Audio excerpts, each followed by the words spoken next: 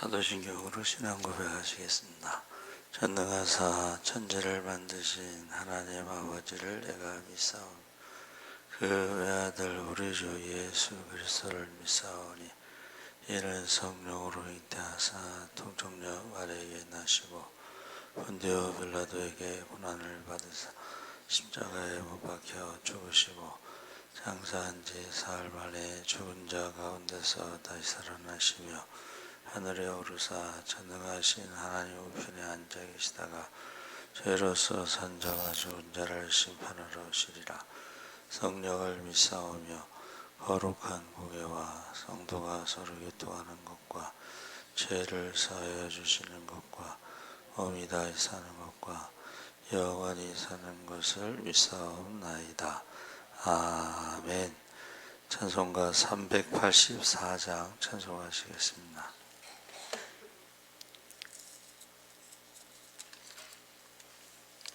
찬송가 384장 찬송하시겠습니다. 나의 갈 길 다가도록 예수 인도하시니 내 주 안에 있는 긍휼 어찌 의심하리요. 믿음으로 사는 자는 하늘 위로 받겠네. 무슨 일을 만나든지 만사형통하리라. 무슨 일을 만나든지 만사형통하리라. 나의 갈 길 다가도록 예수 인도하시니 어려운 일 당한 때도 족하는 애 주시네. 나는 고단하고 영혼 매우 가라나 나의 앞에 반석에서 샘불나게 하시네. 나의 앞에 반석에서 샘불나게 하시네. 나의 길 다가도록 예수 인도하시니 그의 사랑 어찌 큰지 말로 할 수 없도다. 성령 함화 받은 영혼 하늘 날아갈 때에 영영 부를 나의 찬송 예수 인도하시었네. 영영 부를 나의 찬송 예수 인도하셨네.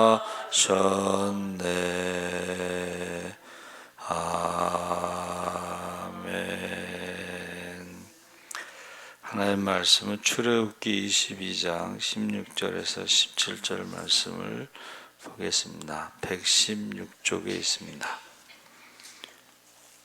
구약 성경 116쪽.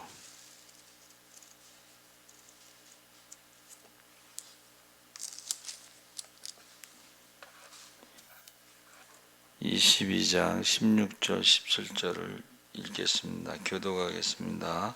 사람이 약혼하지 아니한 처녀를 깨어 동침하였으면 납폐금을 주고 아내로 삼을 것이요. 만일 처녀의 아버지가 딸을 그에게 주기를 거절하면 그는 처녀에게 납폐금으로 돈을 낼지니라. 아멘.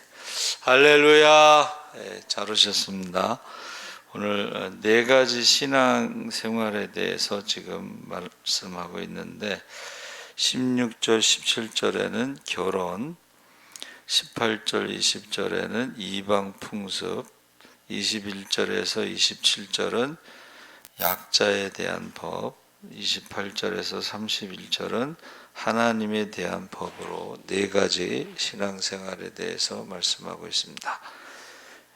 결혼이라고 하는 것은 그 납폐금을 주고 아내로 삼는다 해서 그 신부 측에 신랑이 보내는 예물이나 돈을 의미하고 있습니다. 그래서 근데 이제 여자 쪽에서 반대할 경우에는 어떻게 하느냐? 그럴 때는 그냥 납폐금만 주고서 그냥 결혼하면 안 된다는 거죠. 그래서 결혼에 대해서 여자 쪽에서 주장하는, 여자 쪽에서 결정하는 것으로 나와 있습니다. 그래서 그 지금 다른 나라에서 보면 납치를 해서 결혼하는 풍습이 있는 데가 있어요. 남자 쪽에서 납치를 해요, 여자를. 그러면은 그 경찰에 신고를 하잖아요. 그러면은 이제 좋은 일이 있을 거니까 결혼 준비하세요 이러는데, 문제는 옛날에는 여자들이 납치를 당해서 결혼을 했는데 요새는 납치를 해도 결혼을 안 하고 자살을 하는 거예요. 그러면 또 남자도 자살을 해. 자기가 결혼을 하지 못하고 거부당한 것에 대해서 그랬는지 그 나쁜 풍습이 아직도 남아 있는 거죠. 성경에서는 그것을 방지하는 거예요. 그것을 금지하고 있는 것입니다. 그래서 저희 대학원 때 아프리카 친구가 결혼을 하려면 2억을 줘야 되는데, 신부 측에. 그래서 너 그럼 어떻게 결혼하냐 그렇게 물어봤더니 씩 웃으면서 하는 말이 외상으로 한대. 외상으로 하고 결혼을 해서 딸을 낳으면 그 딸을 시집 보낼 때 그걸 받아가지고 갚으면 된대.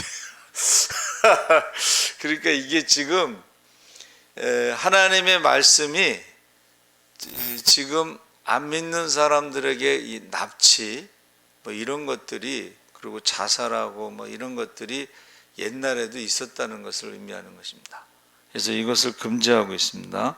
그래서 결혼에 대해서 신명기 22장 29절에는 은 50세겔을 주었을 것이다 이렇게 보고 있는데, 원래 은 30세겔은 노예 한 사람의 값이죠. 그래서 납폐금을 줄 때에 은 50을 줬을 것이다 이렇게 생각하는 거죠. 그리고 이방 풍습에 대해서는 세 가지를 명령하시는데, 무당을 살려두지 말라, 짐승과 행음하는 자는 반드시 죽일지니라, 여호와 외에 다른 신에게 제사를 드리는 자는 멸할지니라. 그래서 세 가지 명령을 할 때 이 무당이라고 하는 것은 고대 근동의 점술, 단순히 그 점치는 게 아니고 이것을 종교 행위로 보는 거야. 무당들이 굿하고 뭐 이런 거 있죠. 이것을 종교 행위.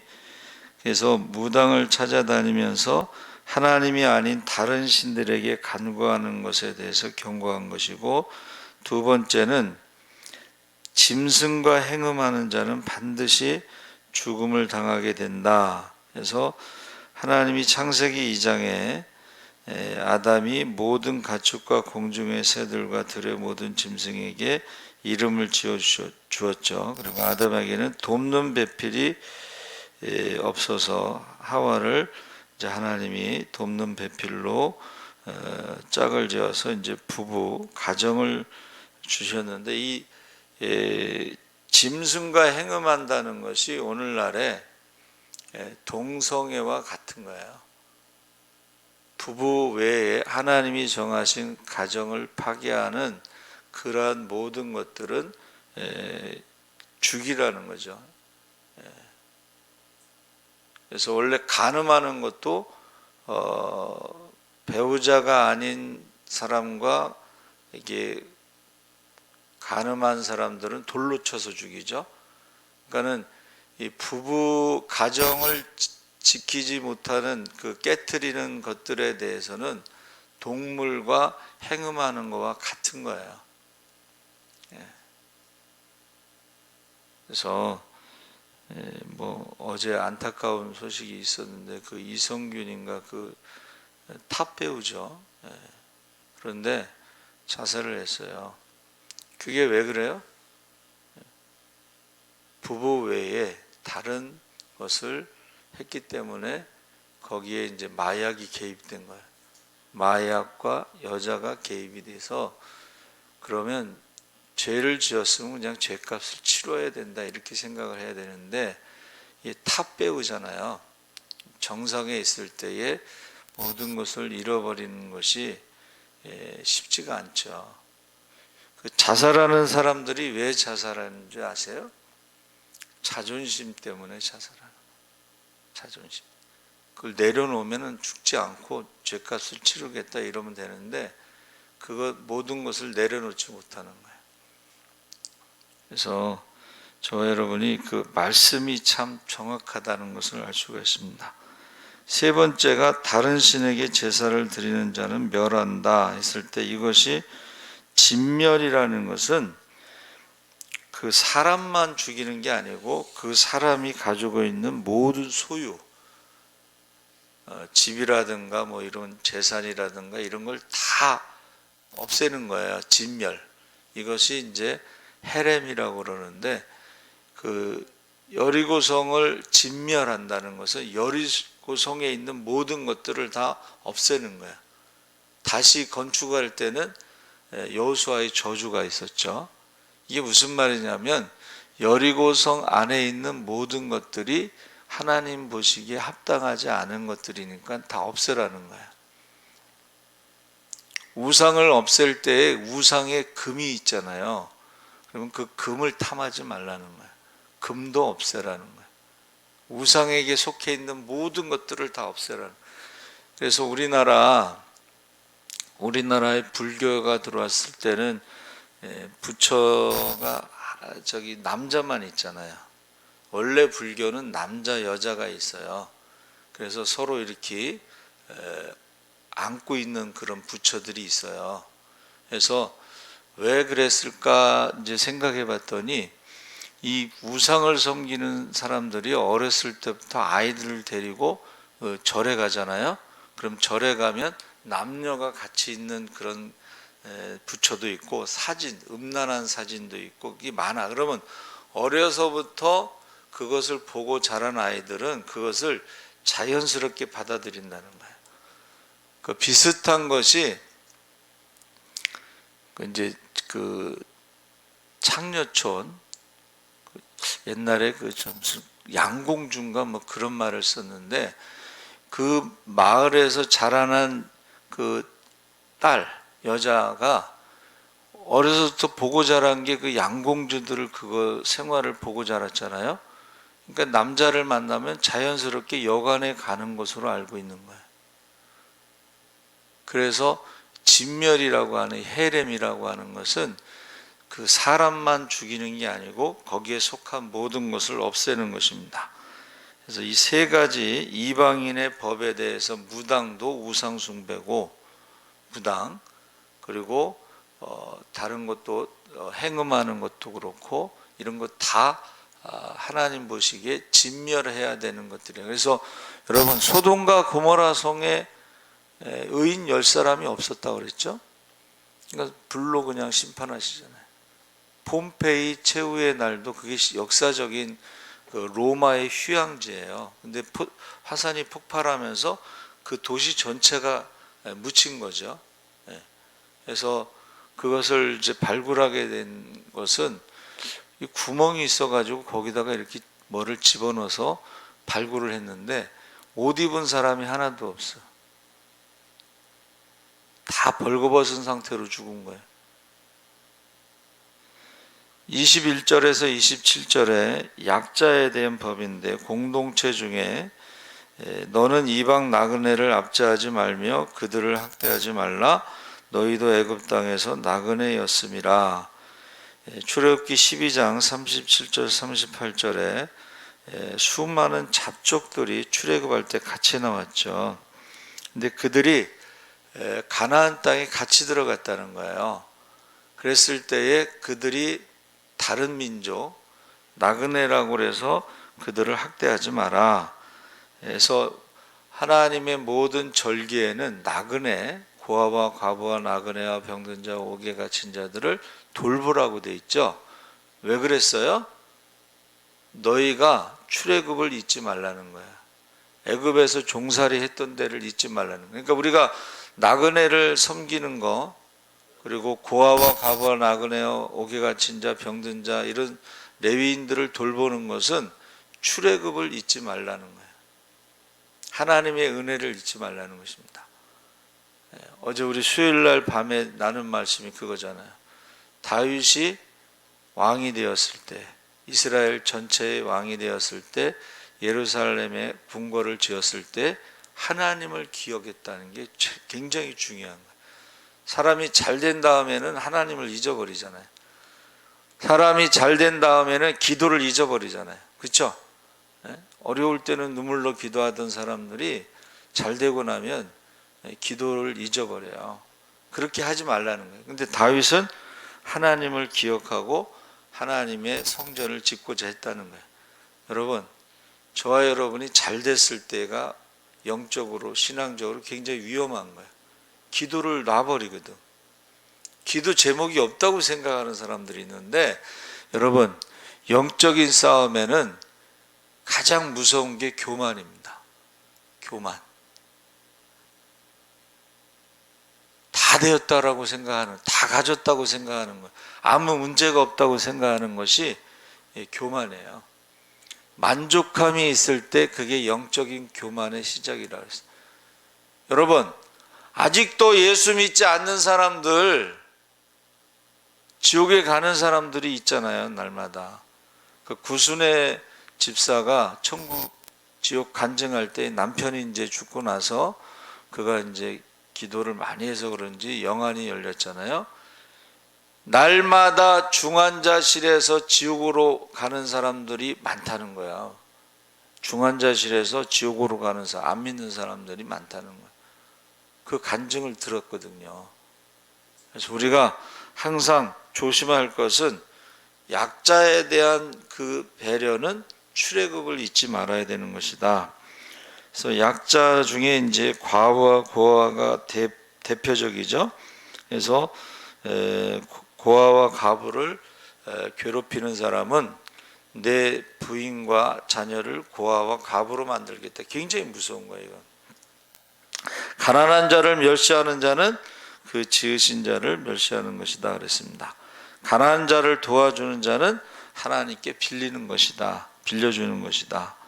그래서 그 다음에 나오는 것이 이제 채무 관계에 대한 법이 나오는데 25절 27절에 내가 만일 너와 함께한 내 백성 중에서 가난한 자에게 돈을 구워주면 너는 그에게 채권자 같이 하지 말며 이자를 받지 말고 내가 만일 이웃의 옷을 전당 잡거든 해가 지기 전에 그에게 돌려보내라. 그것이 유일한 옷이라. 그것이 그의 알몸을 가릴 옷인즉 그가 무엇을 입고 자겠느냐.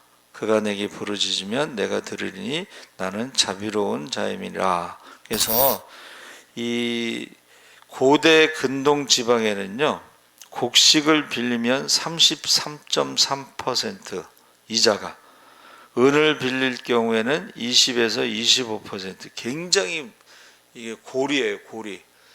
제가 어렸을 때도 달러 이자라는 게 있었잖아요. 달러 이자 10%, 달러 이자. 근데 지금 이거는 33.3%, 20에서 25%면 굉장히 큰 돈이에요. 이 고리대금. 이게 악덕업자, 악덕 채권. 그래서 어떻게 해요? 우리나라도 지금 그게 너무 심각하죠. 원래 법으로 금지되어 있어도 이거를 뭐 나중에는 막 1000%, 2000%가 돼. 100만 원 빌리면 2천만 원, 3천만 원을 갚아야 되는데 그걸 갚을 수 없으면은 또 빌려줘 돈을. 그러면 또 이자가 막 늘어나는 거 그렇죠? 그래가지고 나중에 이제 자살하는 사람도 있고 또는 뭐 장기를 영화에 나오는 이야기 같지만 그게 현실이 영화에 나오는 거예요. 그 영화가 현실을 반영하는 거. 그래가지고 장기를 빼간다는 거예요. 채권자들이 거기에 대해서 철저하게 금지시키고 있는 것입니다. 그래서 네 번째가 이제 하나님에 관한 법인데 28절에 31절에 지도자를 저주하지 말라. 재판장을 모독하지 말라. 이 재판장이라는 것이 원어의 엘로힘인데 이게 하나님입니다. 하나님. 그래서 하나님이 세운 지도자를 모독하거나 저주하지 말라. 그런 의미가 되겠습니다. 그리고 재물 드림에 대해서 29절 30절에 내가 추수한 것과 내가 짜낸 집을 바치기를 더디하지 말지며 처음 난 아들을 내게 주라. 그래서 이 더디하지 말라는 것은 여러분 마음에 이렇게 지체하는 그것을 말하는데 고린도후서 9장 7절에 뭐라고 돼 있어요? 그 마음에 정한 대로 하나님께 이렇게 약속했으면 지체하지 말고 더디하지 말고 핑계대지 말고 정한 대로 할 것이고 인색함으로나 억지로 하지 않고 자원해서 해라. 하나님은 자원하여 즐겨내는 자를 사랑하시기 때문이다 그랬습니다. 그래서 하나님께 예물을 드릴 때도 하나님이 기뻐하시는 예물이 있는 거죠. 그리고 그 다음에 이제 아들을 주라는 것은 뭐 인신 제사를 드리라는 것이 아니라 장자들을 치실 때에 이스라엘 백성들의 장자는 그 어린 양의 피로 죽음이 넘어갔는데 장자는 하나님의 것이다 해서 레위인들을 대신해서 봉사하게 하고 그 숫자에 맞춰서 차이가 나는 것은 이제 돈으로 계산해서 드렸습니다. 그 다음에 나오는 것이 이제 31절에 너희는 내게 거룩한 사람이 될지니 들에서 짐승에게 찢긴 동물의 고기를 먹지 말고 그것을 개에게 던질지니라 해서 이 구별이란 말이 나오죠. 거룩함. 그래서 하나님 앞에 우리가 신앙생활은 언행, 먹고 마시는 것, 시간, 사람 이게 다 구별돼 있어요.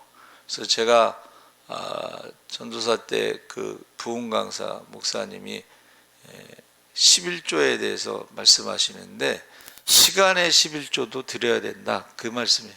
기도의 시간 24시간이면 2시간 반은 하나님 앞에 기도해야 된다. 요새 3시간 돌파기도 얘기하는데 시간의 11조 하나님의 시간이 있어. 우리가 예배 드리는 시간 또 주의를 지키는 거 이게 하나님의 시간이에요. 구별돼서 드려야 돼. 다른 거 하지 말고 하나님 앞에 예배 드리는 시간, 기도하는 시간, 구별된 시간. 사람도 구별된 사람 있죠. 레위인들이 구별된 사람들이죠. 그래서 어떻게 해요? 하나님의 종들을 구별된 사람으로 아까 지도자에 대해서 저주하지 말라 모독하지 말라 그랬잖아요. 구별된 사람이 있습니다. 주의 종을 건드려서 별로 좋은 일이 없다. 어느 권사님이 이제 결혼할 때는 신앙이 없었는데 시어머니가 이제 신앙이 좋으셨나 봐요. 근데 평생 시어머니를 모신 거죠. 근데 그 시어머니가 늘 하시는 말씀이 주의 종하고 싸우지 마라. 주의 종을 대적하지 말라. 그게 머리에 딱 박혀 있어요. 그 권사님은 시어머니 40년 동안 모시면서 그게 머리에 박혀 있어요. 하나님의 것이 있다는 거예요. 구별된 시간과 구별된 물질과 구별된 사람과 구별된 음식 먹는 것도 요즘에 와서 이제 건강하면서 사람들이 음식 건강에 좋은 음식 말하는데 이미 하나님께서는 하나님의 백성들이 구별된 음식을 먹어야지 건강하다는 것을 말씀하신 거예요. 피를 먹지 말라 그랬잖아요. 피를 먹지 말라. 피, 고기 뭐 이런 것들이, 여러분 고기를 언제부터 먹었어요? 처음에는 고기를 먹지 않았잖아요. 그렇죠? 노아의 홍수 이후에 고기를 먹었습니다. 근데 노아의 홍수 이후에 고기를 먹었는데, 이 고기를 먹다 보니까 사람들이 어떻게 해요? 육신적으로 힘이 세지는데, 그 힘을 좋은 데 사용하면 괜찮은데 나쁜 데 사용할 때 문제가 되는 거예요. 나쁜 데 사용할 때. 그래서 이 청소년기에 이제 힘이 막 넘치는데, 그것을 유럽에서는 그 마을마다 체육관, 체조할 수 있는 체육관을 만들어서 이 청소년들의 힘을 운동하는 데 사용하게끔 유도를 하는 거예요. 근데 그렇게 안 하면은 다른 데 사용한다는 거예요. 그래서 거룩하다는 것으로 이제 하나님의 네 가지 말씀으로 결론이 그거예요. 구별돼야 된다는 거예요. 구별돼야 된다. 구별된 언어, 구별된 시간, 구별된 음식, 사람, 이런 구별된 거룩한 삶을 살아야 된다, 이렇게 말하고 있습니다. 그러니까 우리 자녀들이 지금 노아의 시대에 살고 있다, 죄가 가득한 세상에 살고 있기 때문에 우리 구원의 방주로 들어가도록 우리가 기도해야 된다 그랬죠. 소돔과 고모라 성을 에덴 동산으로 생각하고 있기 때문에 우리가 중보기도하지 않으면 절대 나오지 않아요. 여기가 좋사오니. 요즘은 중학생들도 그 범죄하는 그런 무인 뭐 이런데 그 가게를 털잖아요. 얘네들이 가리지도 않아. 아주 담대하게 그냥 사진도 이렇게 찍어가면서 그거 털어가는데 죄의식이 없는 거예요. 두려워하지 않는 거예요. 뭐 촉법 소년인가 뭐 그것 때문에. 성경에는 촉법 소년이 없습니다. 살인한 자는 사형입니다. 자, 부모를 거역하는 자, 부모를 욕하거나 때려도 사형입니다. 그렇죠? 성경에는 사형 제도가 있어요. 그래서 부모는, 사람들이 이제 부모님들이 오래 살면은 뭐 안 좋은 소리가 나오니까는 자식들이 저 입에서 욕하기 전에 죽어야 된다 그러는데, 여러분 그 성경적이지 않아요. 부모는 보이지 않는 하나님의 형상인데 축복의 통로예요. 부모들이 기도를 하는 것으로 자녀들이 사는 거예요. 축복. 두 번째는 약한 자들의 대표적인 것이 장애가 있는 사람들이나 질병이 있는 사람들이 있잖아요. 근데 우리가 생각할 땐 그걸 십자가라고 생각하는데, 여러분 하나님의 음성은 그렇지 않습니다. 제가 늘 이야기하는 것 중에 정금모 카이스트를 만든 그 박사님이 우리 성결교단의 장로님이세요. 이거 간증을 해요. 그 장로님이 어려서부터 전교 1등이야. 쭉 서울대에서. 그래서 이제 박사 학위를 받고 카이스트를 세우신 거예요. 근데 그 장로님의 아들이 장애가 있어요. 그래서 하나님한테 왜 나에게 이 십자가를 주시냐고 막 기도를 하는데 하나님의 음성이 들려요. 내 아들이 장애가 없었으면 내가 예수를 믿었겠냐? 너를 구원하기 위해서 내 아들이 십자가를 지고 있는 거다. 여러분 우리 생각을 바꿔야 돼요. 부모님이 십자가라고 생각하면 안 되고 축복의 통로, 부모님의 기도로 살아간다. 장애가 있거나 질병이 있는 가족이 있을 수 있죠. 너무 힘든 거야. 요새 막 사람들이 너무 그 감당이 안 되니까는 자살하고 그러잖아요. 같이 동반 자살. 그래서 나라에서 이제 치매 환자는 의료보험으로 이렇게 하겠다고 나오는데, 그 안 믿는 사람들 생각이 십자가를, 장애가 있는 사람, 질병이 있는 사람을 십자가로 생각하죠. 그 십자가가 없으면 내가 예수 믿었겠느냐? 너를 구원하기 위해서 예수님이 십자가에 죽으신 것처럼 그 장애가 있는 아들이 너 때문에 너를 구원하기 위해서 십자가를 지고 있는 거다.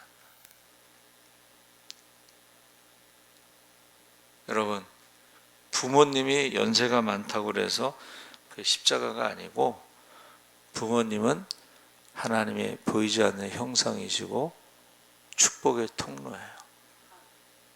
그래서 우리 연세 드신 분들은 자녀들을 위해서 정말로 기도 많이 해야 돼요. 네?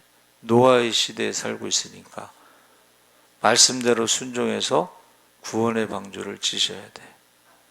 여러분, 구원의 방주 다른 사람이 지어주지 않습니다. 부모가 말씀에 순종하면서 구원의 방주를 짓고, 자녀들이 구원의 방주에 들어갈 수 있도록 기도해야 돼. 산에 방주가 있는데 거기 들어가라면 사람들이 미쳤다고 할 거 아니에요? 네? 그러니까는 안 들어갈 수도 있어요, 자녀들이. 우리 자녀들이 교회 안 나오잖아. 그렇죠?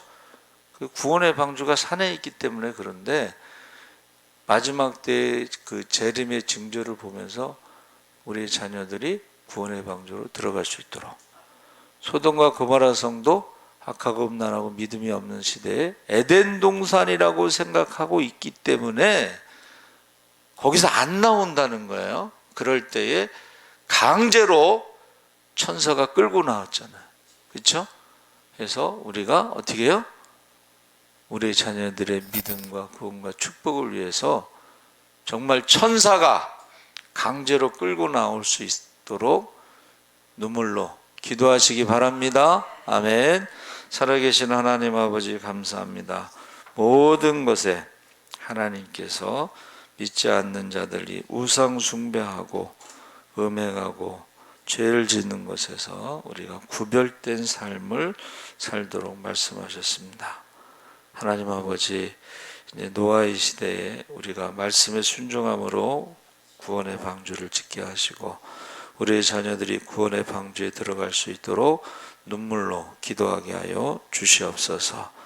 소돔과 고모라 성을 에덴 동산이라고 생각하고 절대 나오지 않습니다. 우리는 강제로, 천사가 강제로 끌고 나온 것처럼 눈물로 기도하게 하여 주시옵소서.